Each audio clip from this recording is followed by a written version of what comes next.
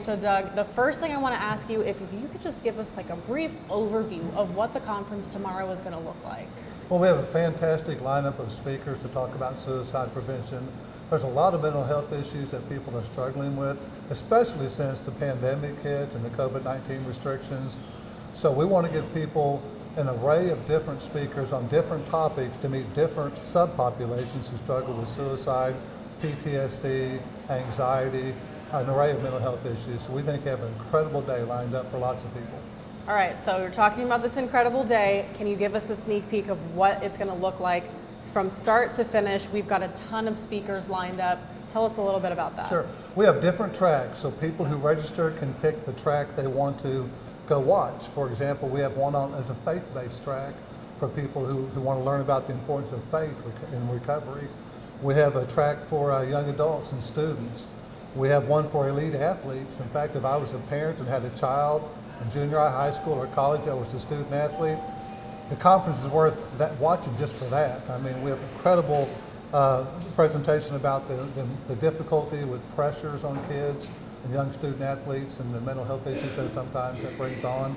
We're going to have a track for first responders, paramedics, law enforcement who have difficulty sometimes with the things they deal with. A track for veterans. We know a lot of our veterans struggle with post-traumatic stress disorder and anxiety and different issues from the experiences they went through.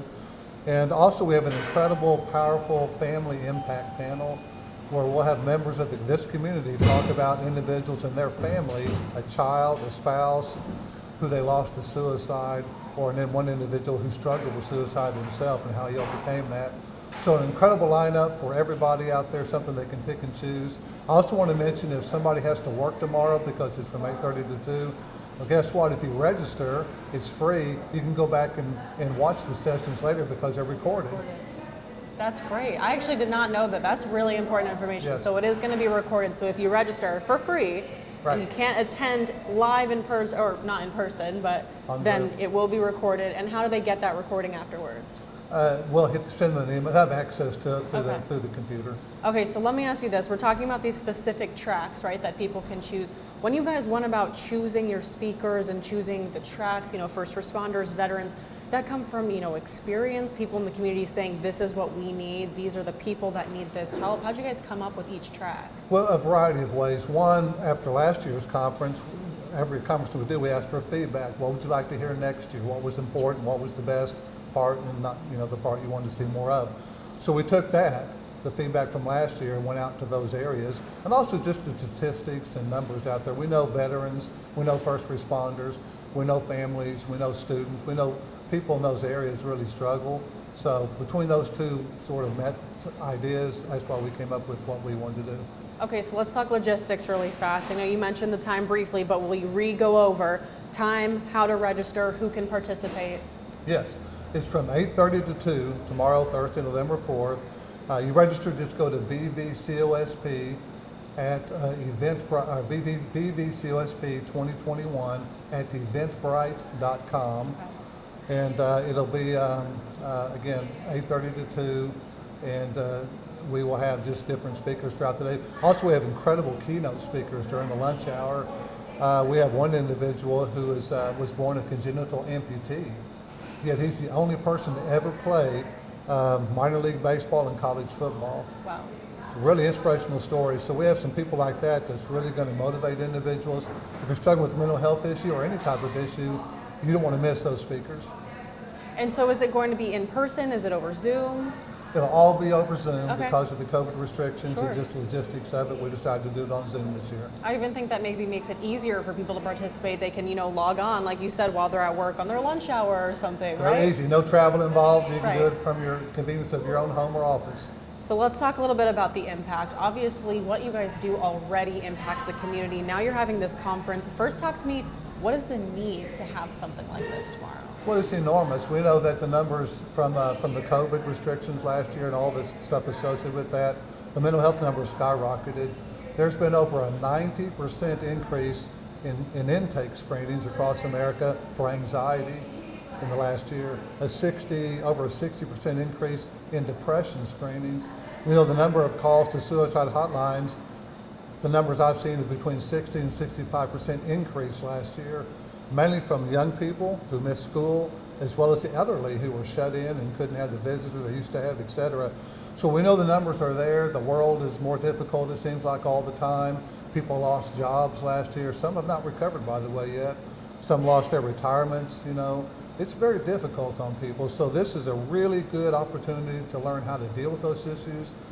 There's hope out there. We want people to know there's always hope, but you got to talk about it and learn. And if you do that, we can help you through all these difficult situations you may be dealing with, or you can learn how to help somebody else. So Doug, I think a lot of people are probably wondering, well, what's in it for you guys, right? Because a lot of the time this is something like a fundraiser, but registration is free for people, right? If I went on right now and got my registration, I wouldn't have to pay anything. I just show up tomorrow and get to participate.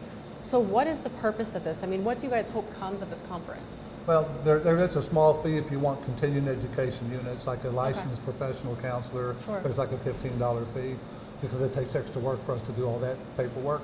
Other than that, all we get out of it is knowing that we're fulfilling our mission. You know, we want to end suicide in the Brazos Valley, and we want to help people who are struggling, who have lost a loved one to suicide, or who themselves are struggling with depression, anxiety, post-traumatic stress disorder. That's our mission, so that's what drives us.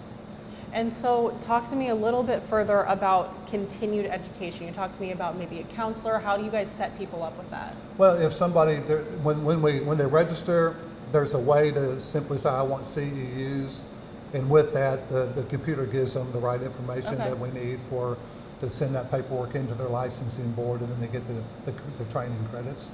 And so after tomorrow's conference, looking into the future, what does that look like? Well, hopefully it gives a lot of people hope, a lot of people encouragement. It lets people know that we're here. You know, we run peer support groups, as you know. We'll come and talk to your business, your youth group, your church, your civic organization. I just talked to the College Station Rotary Club a couple of weeks ago. We want to educate people about suicide. We want to break the stigma about people being afraid to talk about it, because a lot of people struggle with mental health issues, some real severe, some not so severe. But a lot of us have a smile on our face and everything seems great, but you know, beneath that smile, there can be a lot of hurting people out there. So we want people to know, if you'll talk about it, if you'll reach out to us, we can help you. We can get you connected with people who can help you if we can't.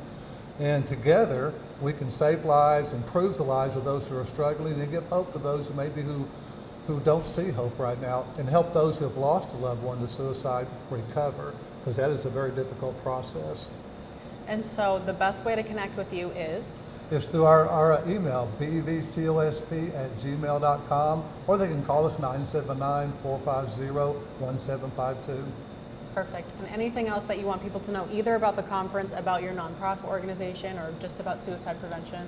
If anybody wants to get involved and help us in what we do, maybe they want to be trained as a suicide prevention educator, or maybe as a peer support facilitator, or they have a story themselves that they would like to share when we go talk to public groups about suicide prevention, I would love to have them contact us and say, look, I'd like to be part of what you do.